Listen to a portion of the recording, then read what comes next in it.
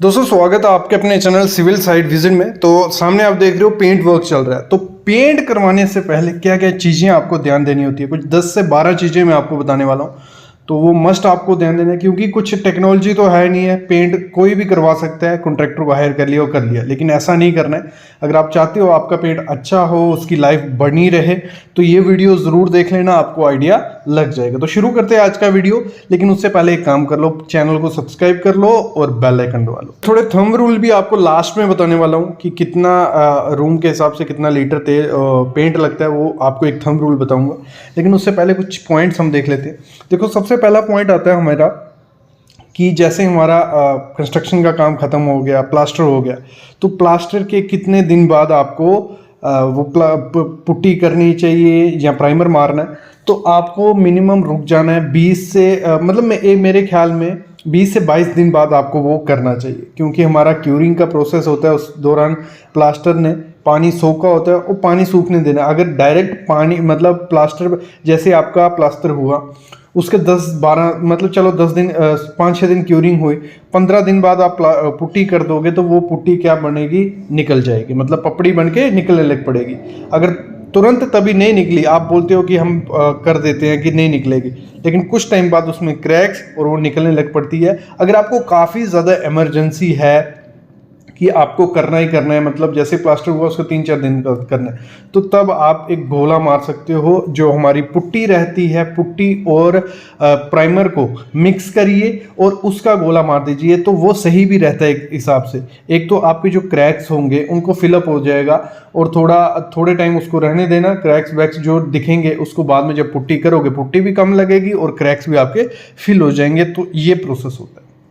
दूसरी चीज आपको ध्यान देनी है, जो पेंट होता है, आपको जो बेस बनाना है वो अच्छा बना लेना है। बेस इन द सेंस, आपको डायरेक्ट अगर मैं कहूँ जैसे प्लास्टर किया और उसके ऊपर आपने पेंट लगा दिया, तो उसकी फिनिशिंग इतनी अच्छी नहीं आएगी। आपको बेस बना लेना है, कम से कम 2 कोट पुट्टी मारिए और उसके ऊपर प्राइमर मारिए। फिर अगर आप पेंट 1 कोट भी पेंट लगाते हो तो काफ़ी ज़्यादा हद तक वो अच्छा दिखता है, एज कम्पेयर टू आपने 1 कोट पुट्टी मारी और फिर 2 कोट पेंट मारे, तो वो महंगा पड़ता है, क्योंकि पेंट काफ़ी ज़्यादा महंगा पड़ता है। अगर आप खुद उसके कलर्स बना रहे हो तो वो तो दुगना पैसा उसमें आपको लग जाएगा। फिर अगला क्वेश्चन दिमाग में एक और आता है, पुट्टी करवाएं या पीओपी करवाएं।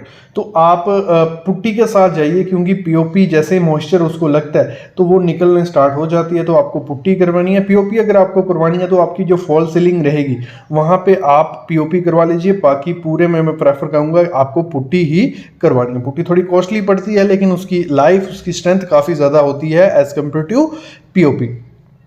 और कुछ लोग पूछते हैं कि फॉल सीलिंग पहले करवानी है कि नहीं, तो आपको फॉल सीलिंग पहले करवा लेनी है पेंट से, क्योंकि फॉल सीलिंग में काफ़ी ज़्यादा गंद पड़ता है और आपका पेंट खराब हो सकता है। और पीओपी आप फॉल सीलिंग में यूज़ कर सकते हो, और उसी जैसे पीओपी यूज़ करते हो उसके ऊपर कलर्स भी कर सकते हो, भले आप वाइट रखिए, कोई दिक्कत उसमें आपको नहीं आनी चाहिए। अगला हम बात करें, अब मेन चीज़ होती है सबसे ज़्यादा दिक्कत, जो पेंटर या कॉन्ट्रैक्टर आप हायर कर रहे हो पेंट के लिए, वो ही मेन होता है, क्योंकि आपका पेंट का सामान हज़ारों लाखों में पहुंच जाएगा। छोटा मोटा घर भी है तो काफ़ी महंगा पेंट आता है, 50 से 60 हज़ार रुपये का मिनिमम खर्चा आपका पेंट लाने में होगा। अगर आपका पेंटर या कॉन्ट्रैक्टर अच्छा नहीं होगा तो वो जितना भी महंगा मटीरियल लाओगे वो वैसा ही काम करके देगा। तो आपको हमेशा कॉन्ट्रैक्टर और पेंटर वो हायर करना है जिसका काम आपने देखा हो, जिसकी सफाई काम में हो, तो वो आप देखोगे। तो आप अगर सस्ता पेंट भी लाओगे तो वो अच्छी सफाई आपको करके देगा। तो बहुत इंपॉर्टेंट होता है कि पेंटर और कॉन्ट्रैक्टर, आप कई लोग बोलेंगे कि हम सस्ते में कर देंगे जी, आप दीजिए काम, अच्छा काम।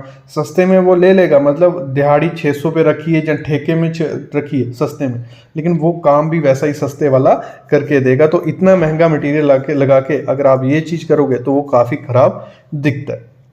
अगला चीज़ है, आपको रोलर यूज़ करने हैं। जब पेंट का आपको करवाना है, जो रोलर्स रहते हैं, रोलर यूज़ करोगे तो फिनिशिंग काफ़ी ज़्यादा अच्छी आपको देखने को मिलेगी। एक तो फिनिशिंग होगी और काम काफ़ी ज़्यादा स्पीड में होता है, तो आपको हमेशा रोलर ही यूज़ करने हैं। और एक चीज़ फॉलो अप करना कि जो कलर्स आप यूज़ करने जाओगे वो कलर लाइट कलर रखिए। वास्तु भी कहता है कि लाइट कलर अच्छे रहते हैं। डार्क कलर रखोगे तो अंधेरा जैसा दिखता है और थोड़े टाइम बाद वो थोड़ा आपको इरिटेटिंग सा लगेगा। लाइट रूम रहेगा उसमें लाइट भी अच्छी रहती है और वो काफ़ी टाइम तक लगेगा, वो आंखों को थोड़ा लगता नहीं है। अगर आपको बाई चांस आपकी प्रेफरेंस रहती है कि आपको डार्क कलर्स करवाने, तो डार्क कलर्स में आपको एक ही चीज़ करनी है, एक वॉल को आप डार्क कलर करवा सकते हो बेड के पीछे वाली, बाकी आप लाइट कलर रखिए। वो कॉम्बिनेशन भी काफ़ी ज़्यादा अच्छे लगते हैं और कॉम्बिनेशन आपको नेट से मिल जाएंगे, दुकानों पे मिल जाएंगे, कोई भी कॉम्बिनेशन आप बनवा सकते हो। एक चीज़ और पूछी जाती है कि सर पीवीसी करवाएंगे या पेंट। देखो पीवीसी अपनी जगह है, पेंट अपनी जगह है।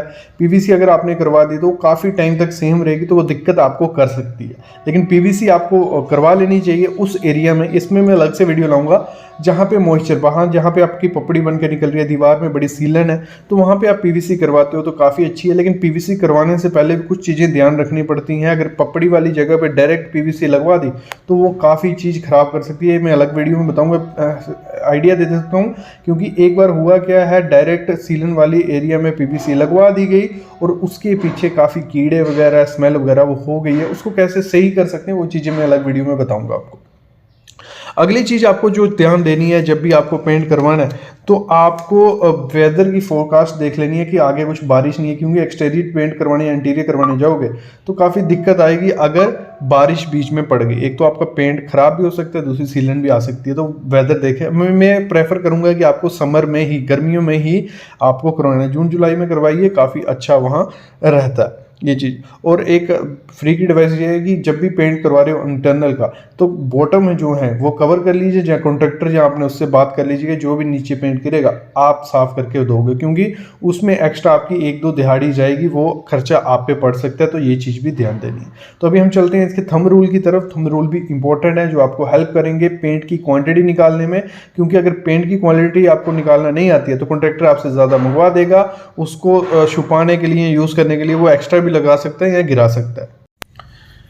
देखो एक आइडिया लगता है, थंब रूल है, 1 BHK रूम होगा तो वो अप्रॉक्स 600 स्क्वायर फीट आपका बनता है। तो उसमें 10 लीटर सिंगल कोट में जाएगा। अगर आप सिंगल कोट करवाते हो तो 15 लीटर डबल कोट में आपका जाता है। 2 BHK अप्रॉक्स 1000 स्क्वायर फीट आपका एरिया बनता है, तो उसमें 15 लीटर आपका सिंगल कोट में जाएगा, 20 लीटर आपका डबल कोट में जाएगा। 3 BHK पकड़ के चलते हैं तो 15 स्क्वायर फीट वो होता है, 20 कोट उसमें सिंगल कोट में जाता है 20 लीटर, और 30 आपका डबल कोट में। 4 BHK पकड़ते हैं तो 2000 स्क्वायर फीट अप्रोक्स होता है, तो 30 लीटर उसमें आपका सिंगल कोट में जाता है, 45 लीटर आपका डबल कोट में जाता है। ये एक थंब रूल हो गया, इससे आप निकलवा सकते हो। फिर जो एनिमल पेंट होते हैं दरवाजों के लिए, ब्राउन कलर या कुछ भी कर रहे हैं, तो 2 लीटर अगर आपको होता है तो 5 डोर में हो जाएगा। एक थंब रूल है, इसके हेल्प से आप एस्टिमेट कर सकते हो। एस्टिमेट अच्छा रहेगा तो आप खुद भी मंगवा सकते हैं। कॉन्ट्रैक्टर अगर ज्यादा मंगवा रहा है तो आप उसको कम कर सकते हो। तो ये चीजें फॉलो करोगे तो कुछ हो जाएगा, आपका पेंट भी बचेगा, आपका पैसा भी बचेगा और अच्छा पेंट होगा। ऐसी वीडियोस हम लाते रहेंगे, आप कमेंट करिए। अगर पार्ट सेकंड भी चाहते हैं तो और उसमें और 10 चीजें ऐड करेंगे, वो आपको बताएंगे। Thank you guys.